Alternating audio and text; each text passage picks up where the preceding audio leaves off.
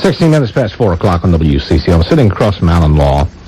The Minneapolis Recreation Development Incorporated, about 1996, they incorporated, it's him, it's Al Law, who drives 200 miles a night around the cities and streets of Minneapolis to try to find people to give food to. And then I'm looking at these pictures, Al, I want you to tell me about them. I get all these young African-American kids, all these children. You got just 35, 40 of these children. Tell me about this program. What are you doing here with these kids? Well, there's 100, 140, 145, but again, there's probably 1,000 different young people that I've actually worked with in the last year alone. But about 135, 140 where we have after-school programs. It used to be every night. These are at-risk kids? At-risk, totally at-risk kids. In fact, I have one family that's trying to purchase a home, and that's a family where there's a stepfather. There's no fathers in any of the other homes. Many of these kids are from shelters, and again, some are living too. And if you read that article from the Star Tribune, three and four families living, a grandma with 3 or 4 families living with her. What do you do with these kids? After-school activities, anything from the Science Museum. My parents have a lake cabin in Lake Sylvia in Annandale, Minnesota. Run the kids out there. And again, everything's free to the kids. Roller skating. We used to go roller skating every Friday night. Roller gardens in St. Louis Park started 38 years ago. Now we really can't afford to do that. There used to be a movie theater, Capri Theater, back, and it's still there, but it's not a movie theater on Broadway. Yeah. On Broadway, right up from Penn. And on Saturday nights, I used to take 10 carloads, 9 carloads from the projects. So there'd be 10 carloads, a triple feature. I remember those days like it was yesterday. Never forget. Kids would climb in the car. Never had parent permission back then because they all knew me. I'd stop in the projects. Kids would climb in the car and I'd say, "Okay, let's count. How many way in the back? How many in the middle seat? How many in the front seat? Tell Mr. Nichols, the theater manager, I'll pay when I get up. No cussing. Don't talk about moms. You don't have permission to get out of the car for the next carload." And I get up there, no problems whatsoever. And then when the second movie was over, I start taking car 1 home again. You go in some pretty tough parts of the city. Well, it's pretty often that even the police pull, especially on the north side.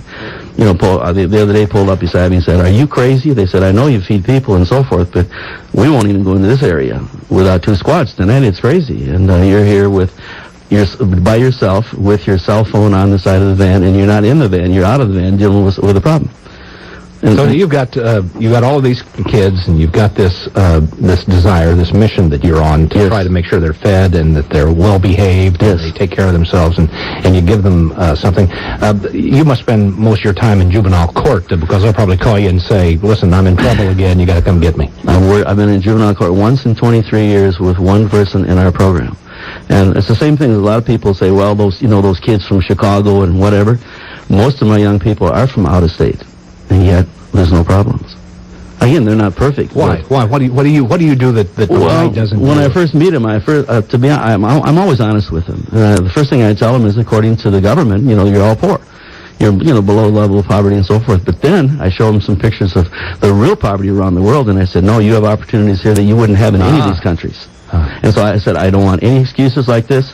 I've had some health problems, and I never take a day off." So it's like when I taught school. I said, "Don't tell me you don't feel good or you don't feel like doing something because you're going to do it anyway." How do you keep them from acting up? Kids are going to act up. How do you keep them from acting up? Other teachers would even come to me and say, "How come you don't have any fights in your class?" and so forth. I think the key is the kids truly knew that I cared. Plus, they'd see me after school, and they'd see me in the evening, and if Mom needed some food, I'd show up with food at midnight. So they knew that I truly cared. But on the other hand, they knew they couldn't get away with anything because I wouldn't hesitate to stop by and talk to Mom at home. Where do you get all your money?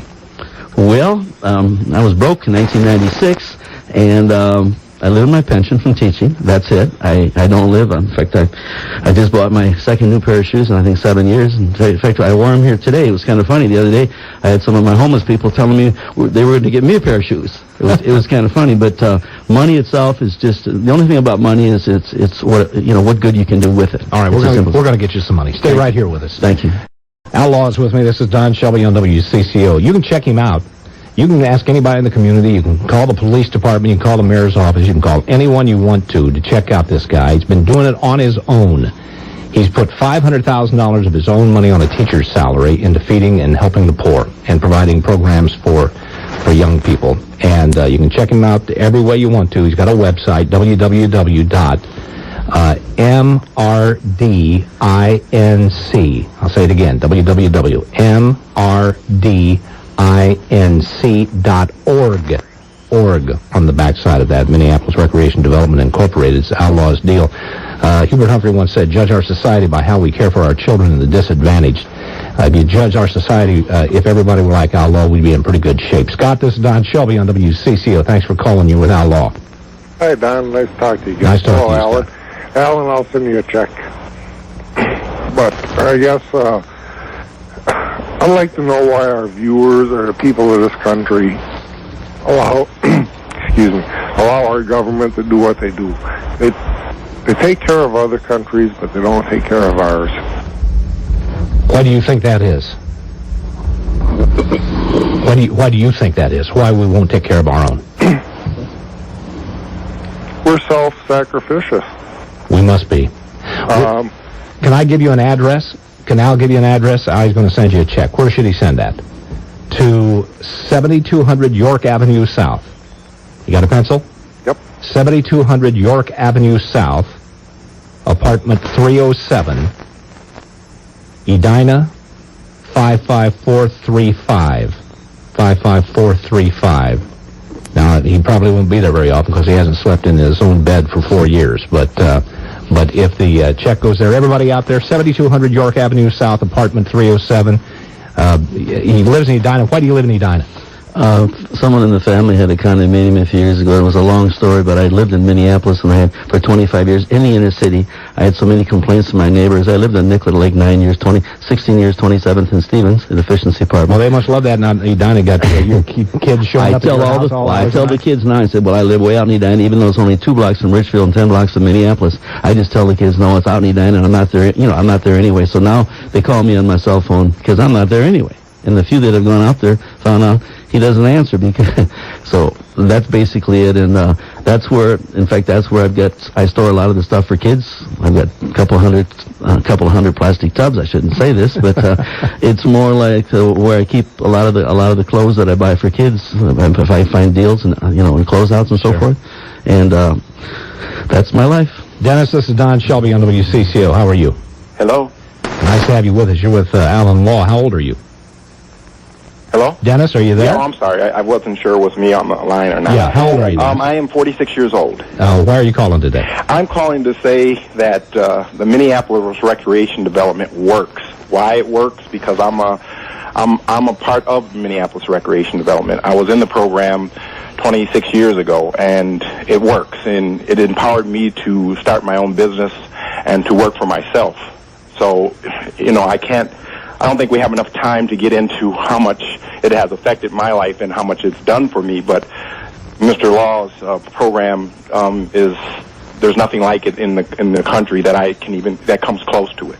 So if people have a spare charitable dollar, it might be a good spend to get over here in Al Law's hands. Yeah, absolutely. Absolutely. Dennis, thanks a million for calling. Let me read something that was put together by some people from the north side. A couple of years ago, Alan was asked to come out to a gathering. There were about 100 people out at the north side, and he didn't know why he was coming out there. I thought it was another kind of a meeting, and actually it was because of him that they had put this meeting together. And they created a plaque, and on the plaque, it is entitled, A God-Sent Father. Okay, A God-Sent Father. And the poem says, God gives us many gifts, but far above any other, he gave us a Christian father. Mr. Law, without you in our lives, we may not still be alive. You have fed us, clothed us, counseled with us, been there for us. You have taught us the right way to live, to think, and to love. We love you, and we thank you. For that, we will never forget you. Words cannot tell you how we love you. God sent us an angel, and his name is Mr. Law. That's all you need, isn't it? That's about it. But you could do a little more if somebody had a spare dollar to help, because you're driving 200 miles a night in the city of Minneapolis, and you're collecting all of this food. You could do more. Well, I really think so, and it's like I mentioned to you, Don, how I'm not even happy about asking. I hate to ask for money. I didn't even want any recognition back in 1997, 1998 when the McKnight Award came and WCCO Dimension. A lot of different things happened. I didn't really want that, and I don't have anything hanging on my wall. No certificates, no letters from the president. And that's not, I appreciate it. but that's not what this is all about. All right. I'm going to say this address once again. I'm going to give you the website, and then I'm going to give you his telephone number, because he drives around in this car with all his food in it, and he's got his own personal cell phone telephone number just right on the side. Here's the cell phone number. Write it down. 612-423-9923, if you want to help him. 612-423-9923. If you've got a kid who needs some help, if you get a kid that needs straightened out, if you need a kid that needs a father figure, if you need a kid that needs someone to love him or her, then call 423-9923. The website is www.mrdinc.org. The address is 7200 York Avenue South, apartment 307, Edina, Minnesota, 55435. God bless you, Al. Thank you.